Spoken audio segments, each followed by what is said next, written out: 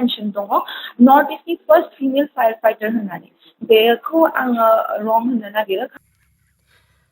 रायजोफोर नैबे मोनसे खौरांखौ नोंथांमोना नुखाबाय जानांगौ निउस चेनेलफोराव गोबां गोसारगासिनो जोंनि गासै आसामनि मादावनो गिबिसिन फायार इन्जिनियारिं डिग्री फोसावनायनि बेलायाव आसामनि सानै फरायसाफोरनि गेजेराव गोबां बेले-बेजे नुजाथिनायखौ नुनो मोनदों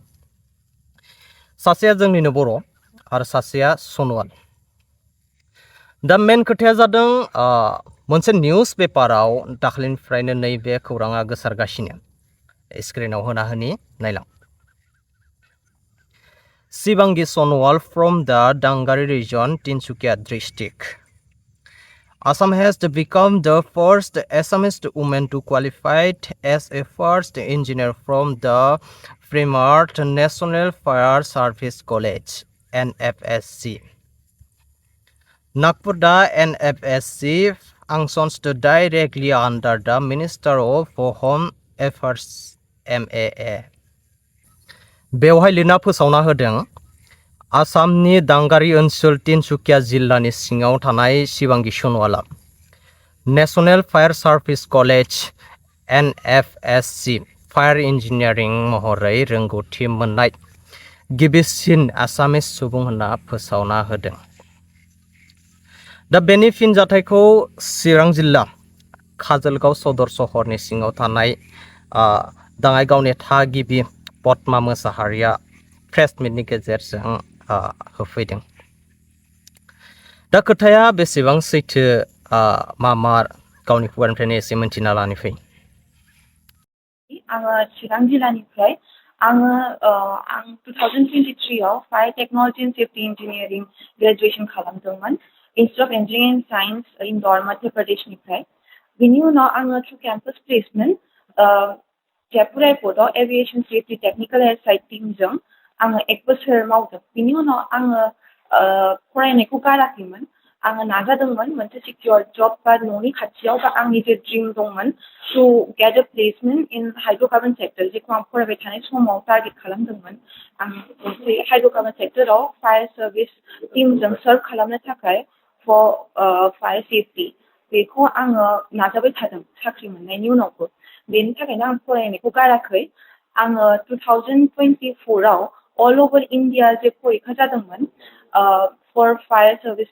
डिपार्टमेंट बा फायर सर्विस सेक्शन बेयाव सीनियर इंजीनियरनि जे पोस्ट ओंखारदोंमोन बेयाव आङो एग्जामाव मोनसे सीट सिक्योर खालामनानै दा आङो प्रेजेंटलि फायर इंजीनियरनि हिसाबै आङो ऑयल इंडिया लिमिटेडआव मावगासिनो आरो लोगोसे आङो ऑयल इंडिया लिमिटेडआव आङो फर्स्ट फीमेल फायर फाइटर बा फायर इंजीनियर होनजायो all over India Oil India लिमिटेडनि अंडराव आरो आङो 2023 आवनो ग्रेजुएट जानाय बिनि उनाव मेरला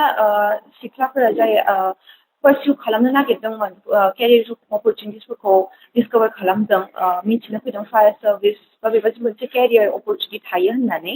बिसोरो आंनिफ्राय माने गाइडेन्स लानानै बिसोरो आंनि कलेजाव उनाव जइन खालामनाय जादों आरो दा आङो दा ऑयल इंडिया लिमिटेडआव as a fire engineer first female fire fighter of Oil India Limited आं बे हिसाबै दा साख्रि मावनाय जागासिनो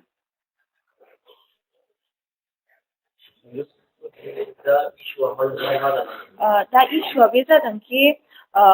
दा रिसेंट इयर 2026 आव सासे सिख्ला शिवांगी सोनवाल होननाय बेयो NFSC नागपुर जायखि होम मिनिस्ट्रिनि अंडरनि मोनसे प्रिमियर कलेज बेनिफ्राय फायर इंजीनियरिंग डिग्री लानानै फैदों दा फार्स्टआव बे जादों कि होम बे CMनि जे अफिशियल हैंडल्स बा पोर्टल्स दङ बेयाव हेडलाइना ओंखारदोंमोन Shivangi Sonwal as first fire fighter बा fire engineer from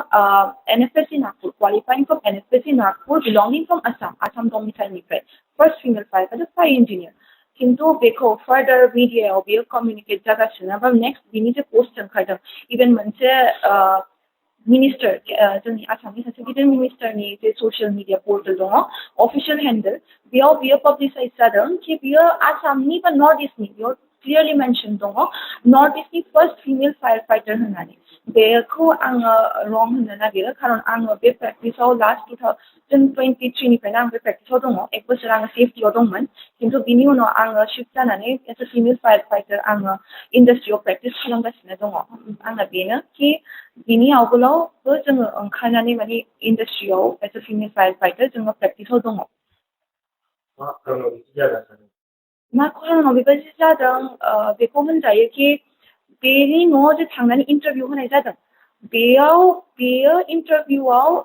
NFSC Nagpur बेखौ मेनसन खालामनाय जादों first female fire fighter from NFSC Nagpur qualify खालामनाय होननानै आसामनिफ्राय खिन्थु बेनि जे हेडलाइन्सफ्रा होनाय जादों जेखौखि मानसिफ्रा मेनलि फरायो जेखि पाब्लिसाइज जायो हेडलाइन्स मेनलि बेयाव बिसोरो मेनसन खालामदों कि NFSC नागपुर नङा बिसोरो मेनसन खालामदों फ्रम आसाम आरो अफकर्स अफिसियेल हेन्डेल्स मिनिस्टार्सफोरनि बेखौ मास फलोइं थायो बिसोरनि हेन्डेल्सआव बेयाव अफिसियेलि ओंखारनाय माने बयबो फरायो बेयो मा खालामगासिनो मोनसे मिसकमिउनिकेसन खालामगासिनो कि आसामनिफ्राय आवगोलाव रावबो फिमेल फायार फाइटार ओंखाराखै होननानै